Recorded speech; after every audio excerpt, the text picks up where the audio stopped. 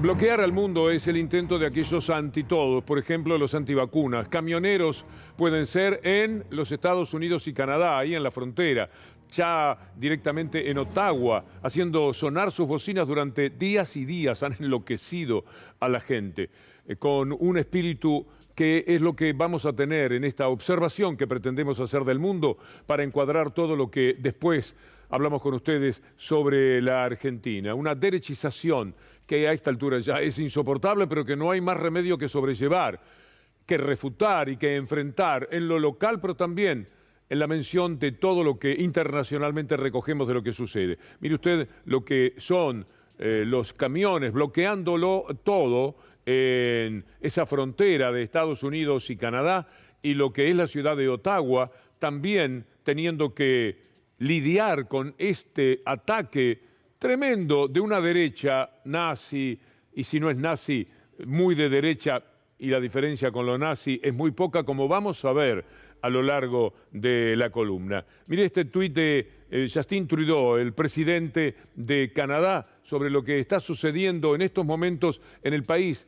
Hay una cierta impotencia, podría decirse. Los canadienses tienen derecho a protestar, a estar en desacuerdo. Siempre protegeremos ese derecho, pero seamos claros, no tienen derecho a bloquear nuestra economía, ni nuestra democracia, ni la vida cotidiana de nuestros ciudadanos. Tienen que parar. Mire cómo lo dice el intendente de la ciudad de Ottawa. And we're in the midst of a serious emergency, the most serious emergency our city has ever faced. Seniors who can't get out to get their groceries, people with young children who can't get to sleep. We have a serious emergency where we have to put all options on the table, and that may include some violence. We want to minimize that.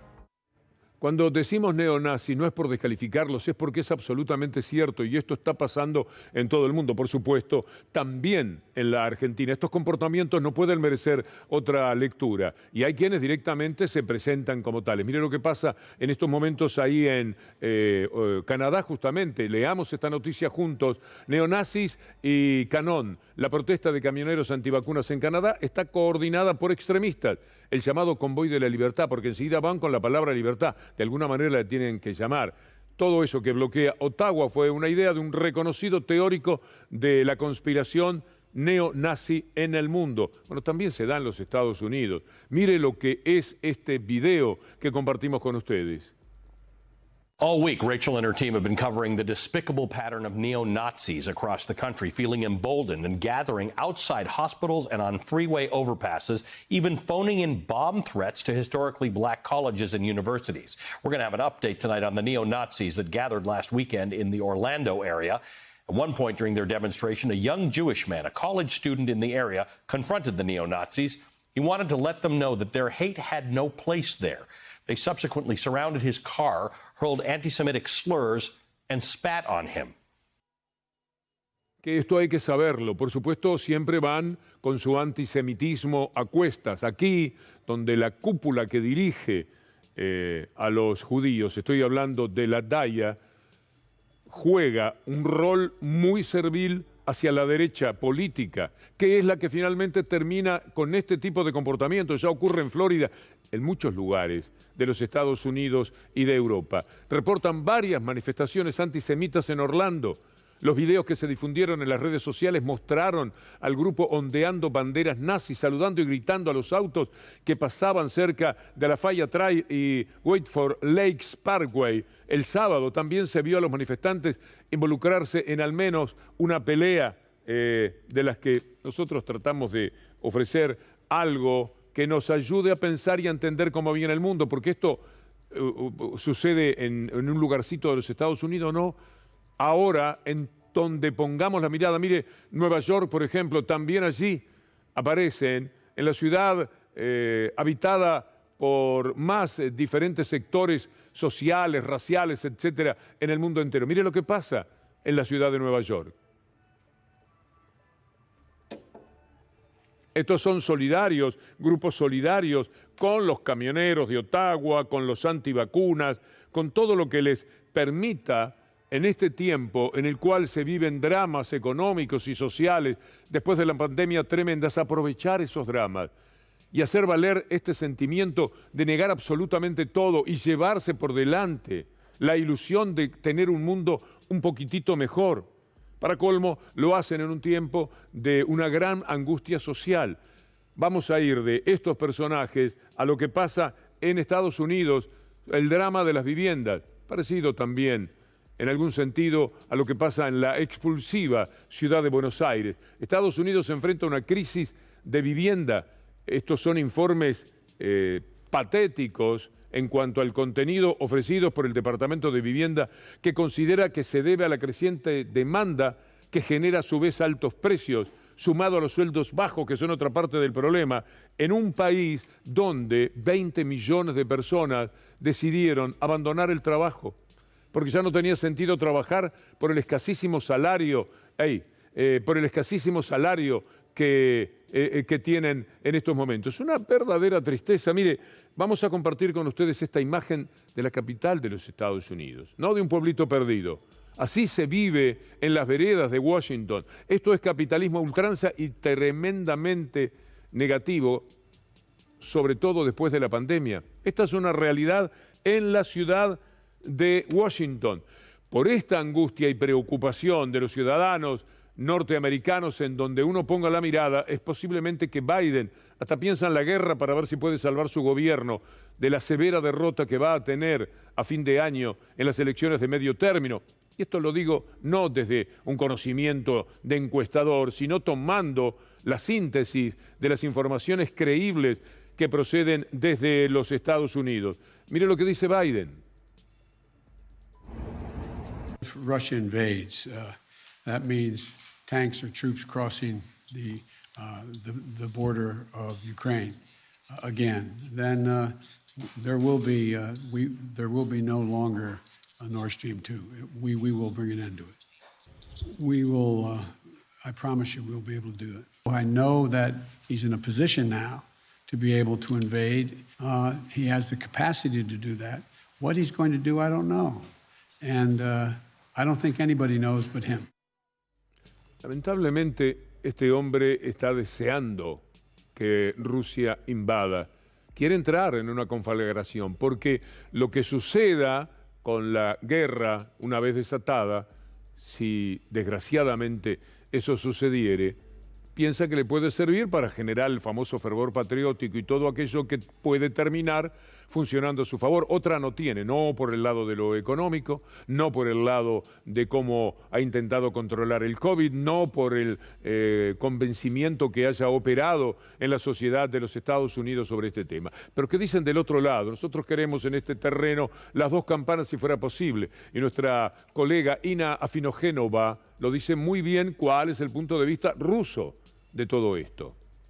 Otra teoría de por qué tanta insistencia de Washington en crear ruido de sables en Europa del Este estaría relacionada con el tema energético. Las importaciones de gas natural licuado desde Estados Unidos a Europa baten récords desde que inició esta crisis. La crisis energética de Europa, afectada por el déficit de recursos energéticos, junto a las idas y venidas de Alemania con el gasoducto ruso Nord Stream 2, obligó a Bruselas a importar más gas natural estadounidense, abriendo cancha a una mayor dependencia energética de Washington. Así, en diciembre, Estados Unidos se convirtió en el principal exportador mundial de gas licuado. Todo esto difícilmente sería posible sin el avivamiento de las tensiones de Occidente con Moscú que afectan el suministro gasífero desde Rusia a Europa.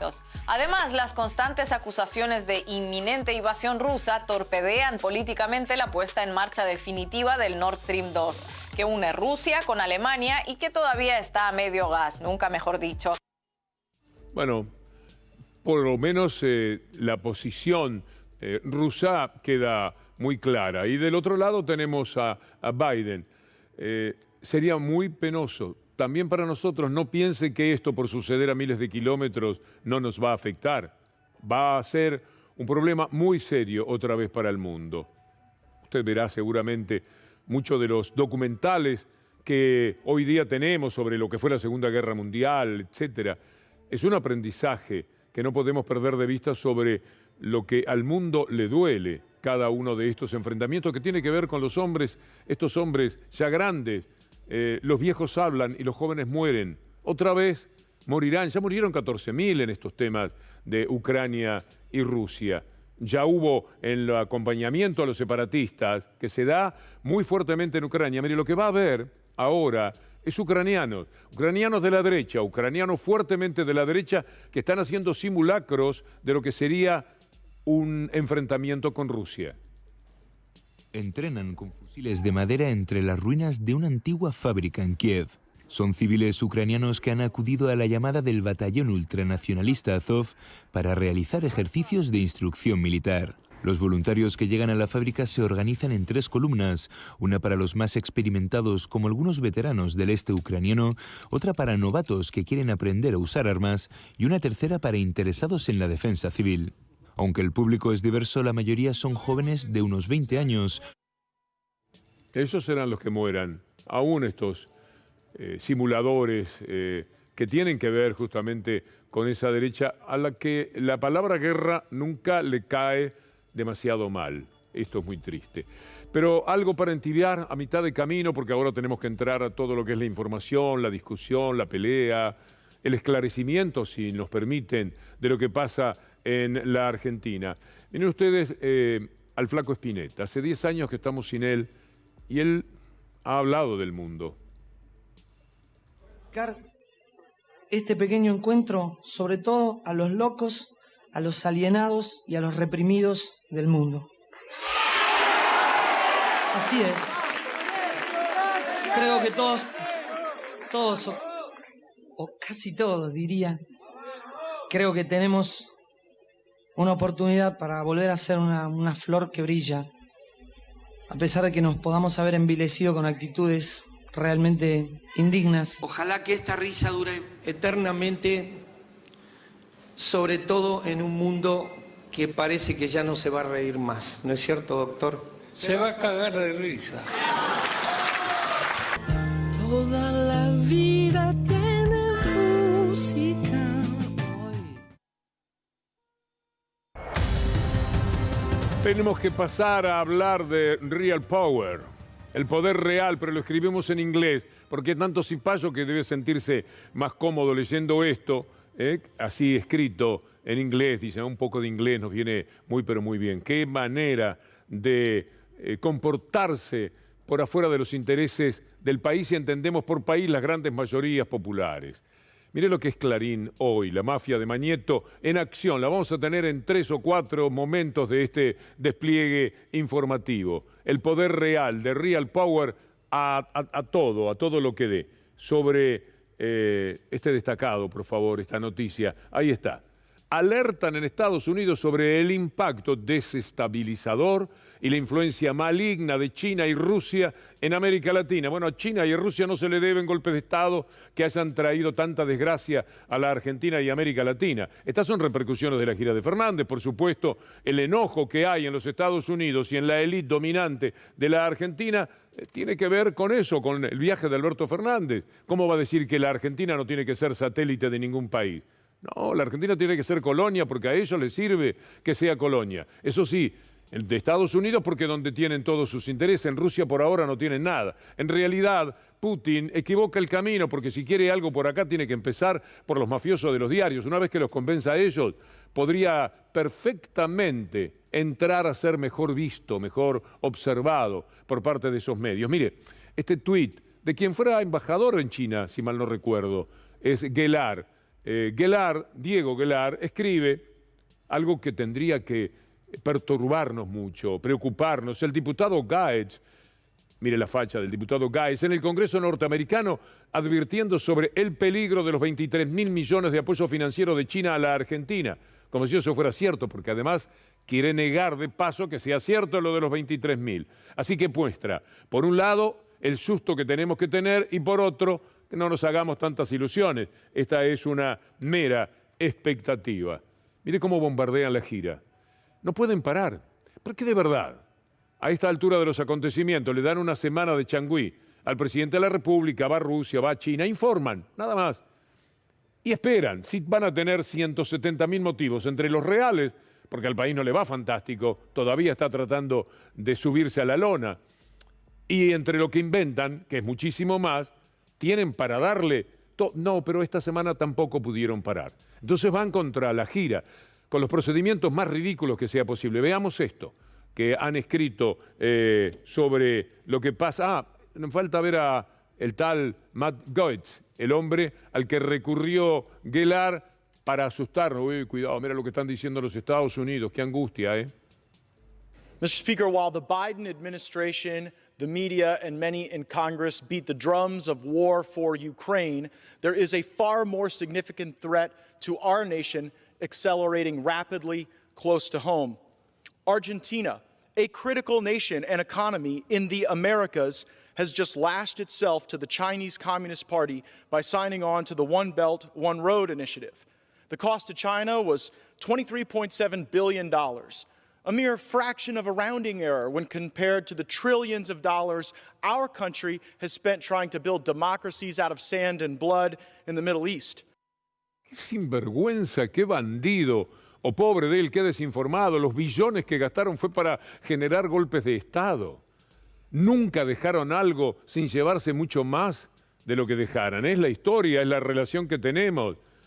Pero además inmediatamente aplican comunista. Bueno, le dijeron a Biden durante muchos meses comunista, y aunque parezca mentira, la palabra pegó y creyeron que Biden o que Bernie Sanders o que Elizabeth Warren son directamente comunistas porque están en contra del super neoliberalismo que ellos tratan de llevar adelante. Mire, es tan penoso todo, pero volvemos a lo nuestro y veamos esto que dice Clarín para que la gira de Alberto Fernández sea atacada hora por hora. Desconcierto y preocupación en Estados Unidos. Caramba, mirá vos, que disculpen, por el viaje de Alberto Fernández a Rusia y sus declaraciones tras su reunión con Putin. No tiene medida el amigo Mañeto. En Washington consideran difícil de entender la gira. Estamos estudiándolo, pero no entendemos.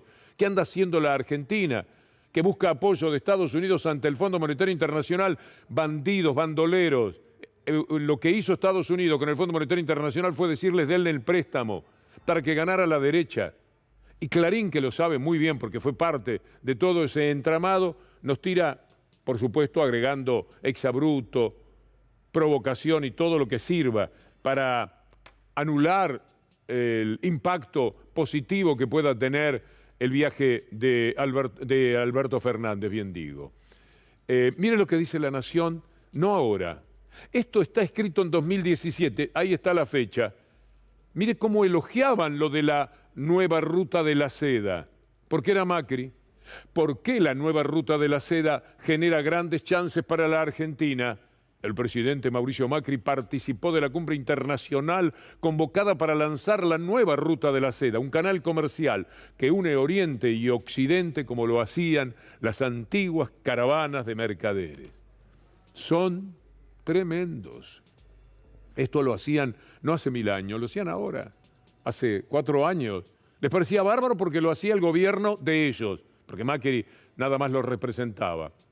Ahora está muy mal que la Argentina, en este tiempo y a la salida de la pandemia, pueda participar también de la ruta de la seda, donde están más de 100 países, y que por supuesto no cambia la geopolítica del mundo para nada, pero ellos no quieren saber algo de China o Rusia en la medida en que pueda favorecer a este gobierno, que ese es el problema. Porque cuando podía favorecer al otro, viva el swap, viva la ruta de la seda, o no nos acordamos de esto. Pensarán que somos tan torpes que carecemos de memoria. Es una tristeza. ¿Se acuerda de Forí, el llorón, que le contaba a Macri, llorando, el negocio que habían hecho? Bueno, vea lo que dice ahora sobre esta gira.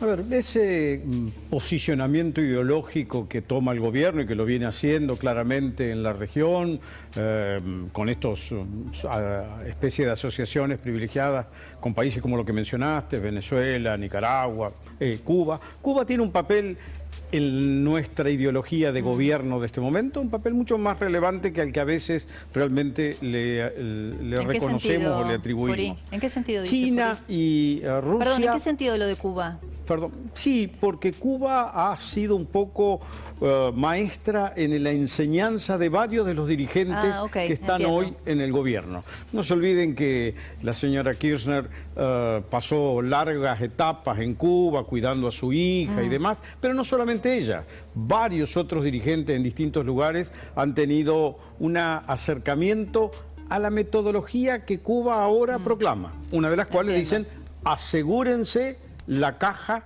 de las estructuras. Si ustedes miran cómo opera hoy el gobierno, la Cámpora sobre todo ha cooptado todas las cajas, se han asegurado todos los financiamientos. Sí, bueno, de ahí no renuncia nadie, PAMI, ANSES, Aerolíneas eso en Argentinas. Cuba lo hace ahora el ejército por vía de las empresas que crean, que manejan el turismo. ¿Estarán bien? ¿Funcionan bien todos ellos, los que hablan, los cómplices y todo lo demás? Es muy penoso y a veces dramáticamente divertido. ¿Se acuerda de Forí llorando cuando le hablaba a Macri, envuelto en lágrimas, con convulsiones, para contarle que habían hecho el arreglo con la Unión Europea, el Mercosur y la Unión Europea? Acuérdese de esto para que el ridículo aquel, y conste que no pasó absolutamente nada, como le vamos a mostrar después, podamos utilizarlo para entender a este pobre personaje que acabamos de poner en pantalla. Perdón, presidente, despertarlo. Estamos,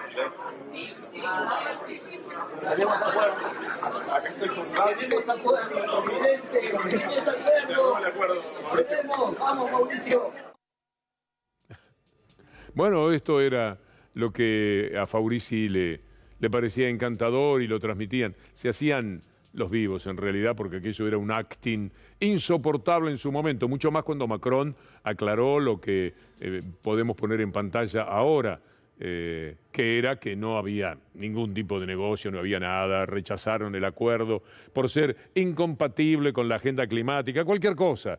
No podía caminar de ninguna manera aquello. Pero tenemos otros críticos del viaje, no solamente Manieto a través de las páginas infectas de Clarín, no solamente La Nación, que le parecía maravillosa la ruta de la seda en 2017, pero ahora le parece una barbaridad, una locura, de Alberto Fernández, no solo de Faurí, pobre Faurí, la tenemos también a Bullrich.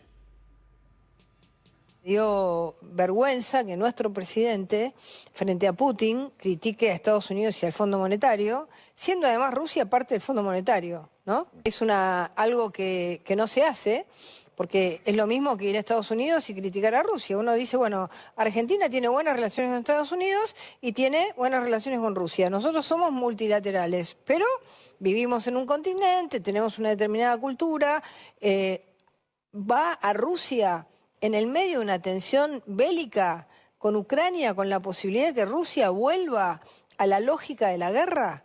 Es decir, me pareció inoportuno el viaje y sus formas de criticar a Estados Unidos y al Fondo Monetario cuando acababa de decir que firmaba un acuerdo con el Fondo Monetario y Rusia y China son parte del Fondo Monetario, parece, la verdad, un presidente que no representa con orgullo a nuestro país. Y es la presidenta del PROE, no es cualquier cosa, tiene un lugar importante. Esta mujer que ha conseguido que sean buenas y potables, Lilita Carrió, María Eugenia Vidal, la verdad, comparado con tanto disparate, tanta maldad, como la que vamos a ver después además, cuando hablemos del fentanilo y de toda esa historia. Pero tiempo al tiempo. Ahora, un toquecito de periodismo de aquel. Nunca aprenderemos. Hay quienes transitamos por este mundo de esta amada profesión, pero sin aprender lecciones como esta de cómo hacer periodismo, que nos va a dar La Nación más sobre la realidad de la gira de Alberto Fernández. Los papelones de nuestro presidente en China, que no sabe ni hacer el saludo, porque no tiene un asesor que le diga la diferencia entre el saludo tailandés, el chino o el japonés, es parte, me dirán qué tiene que ver una cosa con la otra, es parte de la falta de rigurosidad, de profesionalismo. Bueno, y después vamos a seguir revisando lo que en Junta Brava hacen con toda la información. Mire cuál es el tratamiento de tapa de hoy respecto a las reservas del Banco Central, porque están tratando de presionar de todas las maneras para devaluar el dólar, etcétera. Las reservas del Central llegaron a un piso inédito, apenas 95 millones. Hicimos nuestras averiguaciones Y de una manera creíble podemos decir lo que colocamos ya mismo en pantalla, con un par de placas que tratan de ser por lo menos ilustrativas. Las tenemos, ahí van. Las compras en el mercado de cambios son uno de los factores que inciden en el nivel de reservas. Este febrero, después de un arranque vendedor, el Banco Central equilibró la balanza. Esto es sabido, pero no les importa. Por la alta estacionalidad de las exportaciones argentinas, recién a partir de marzo, comienzan a ingresar las ventas de la cosecha gruesa. Hasta ese momento es normal que el Banco Central asista al mercado de cambios. Y mientras tanto, se dan aspectos de una recuperación económica muy interesante, muy valiosa, que nunca va a estar en la tapa. En la tapa va a estar que el presidente Alberto Fernández no sabe saludar en chino, va a estar que dice que el país no puede ser satélite de nadie, en fin, todo lo que hemos recorrido ahora, lamentando tener que hacerlo, pero lo que es la recuperación económica no va a aparecer en ningún lado. Le vamos a dar 3 ejemplos que se suman a los 10 que le dimos ayer en la columna. Rápidamente le pido a Federico Ferro, nuestro guía. Industria repuntó casi 16% en 2021. Mire usted, casi una quinta parte, y registró mejor diciembre que cualquier año de los últimos 5. Y estamos todavía en pandemia. El empleo registrado privado volvió a niveles de prepandemia. Es decir, pasando la pandemia estamos igual que lo que había registrado el neoliberalismo y con tendencia a superarlo. Y la construcción se recuperó en 2021, rebotó 31%. No lo quiero marear con tantos números, pero quiero dejarle por lo menos el concepto de cómo están ahora las cosas. Algo huele mal en la justicia y hace bastante tiempo. Lorenzetti, integrante de la Corte Suprema, fue acusado por Clarín de ser un mafioso que toda la vida lucró con PAMI, toda la vida, desde el 2000 para acá. Consiguieron testimonios, hicieron notas en Mitre, sacaron en los 300 canales un ataque que duró 48 horas, no más que eso, hasta que Lorenzetti fue de rodillas a prometer que nunca más se metía con Clarín y ahora, además, como servicio especial, es capaz de negar el lawfare. Algo podemos entender también, porque dentro del lawfare está Lorenzetti. Mal haría en decir, sí, el lawfare es una verdad, autoacusándose. Sería difícil. Escuchemos al hombre al que estigmatizó para siempre el diario Clarín, hablando con la gente de Clarín. Para usted, doctor Lorenzetti, ¿el lawfare existe o no aquí en la Argentina? Porque Cristina insiste con eso. Yo respeto una opinión, pero para mí no. Yo no tengo ninguna duda al respecto. Para mí no. Yo no tengo ninguna duda al respecto. Ninguna duda tiene. Y además resiste cualquier presión de los sectores que a él no le importan y que no son el poder real. Jamás resistiría, como ya le ha pasado, ningún ataque de ese poder real que lo devastó en su honor, en su honorabilidad para siempre, como hacen ellos. Porque jamás pudo Lorenzetti demostrar nada que lo dejara a buenas. Solo pudo callarse la boca y hacer lo que Clarín dice, porque de esa manera Clarín no lo ataca. Lo espera. Te llegás a meter con algo, no con Clarín, no necesariamente, con algo que no le guste en el comportamiento general que pueda tener la Corte Suprema y vos sabés perfectamente a quiénes te mandamos, qué es lo que van a decir de vos y todo lo demás. Ahora escuchemos a Canicova Corral explicar por qué Lorenzetti dice lo que dice. ¿Qué quiere decir Lorenzetti? ¿Por qué dice que no existió el lawfare? Bueno, porque eso lo involucraría a él, supongo yo. Te preguntan, así, Bonadío murió, pero si le preguntáramos hoy si él cree que existe el lawfare, ¿qué diría? Que no.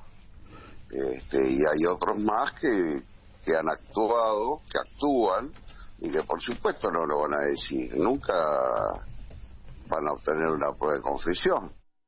Eso que dice Canicova Corral en la entrevista de nuestra colega La García, lo reitera también Freiler, que fue directamente una víctima del lawfare. Es claro, él fue una de las cabezas que que se sumaron y de los soldados, digamos, de este batallón de Interloper. Y dentro del Poder Judicial la posición de Lorenzetti fue clara.